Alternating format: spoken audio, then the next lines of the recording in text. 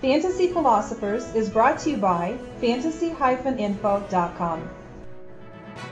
Mario Manningham broke out in the early part of the season, as in week 2 he had 10 receptions for 150 yards and a touchdown against the Dallas Cowboys.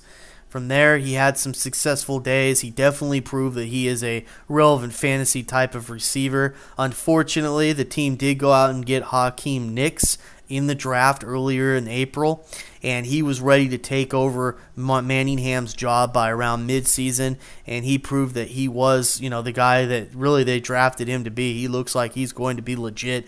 He had success already early in his season, in his career. Obviously, he's going to make his mistakes as rookies do, but with Manning was only in his second season. He put up 57 receptions, over 800 yards, and he had 5 touchdowns and a couple 100-yard days in there. This was really good to see from a guy that had definitely had his troubles. He had some off-the-field problems coming into the pros, and he dropped down in the draft. He really didn't do anything much of nothing his first year in 2008. He only had like 4 catches that year. And so his second year, this was really nice to see. There was a lot of receivers in New York, and it was like, okay, well, who's going to shake out here? We knew that they had to get production as they lost Plaxico Burress, and he was really the one receiver you could count on this team. Before that, we figured, hey, Steve Smith, he was coming into his third year. He's a sleeper guy, but we still didn't even know how productive a guy like Steve could be. Well, Steve had a great year. Manningham had a really good year for himself as a second-year guy, but this season he's probably going to be the team's number 3 man. As Nicks really is ready to start, as long as he's healthy, then he should be the go for the starting guy, and also Steve Smith right there as well.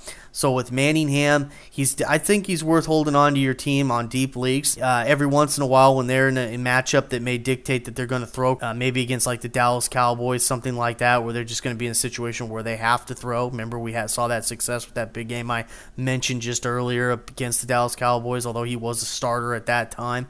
Still, though, I mean, these are opportunities that you may want to just say, hey, I need an option. It's a bye week fill-in, and I'm going to go with Manningham for this particular week.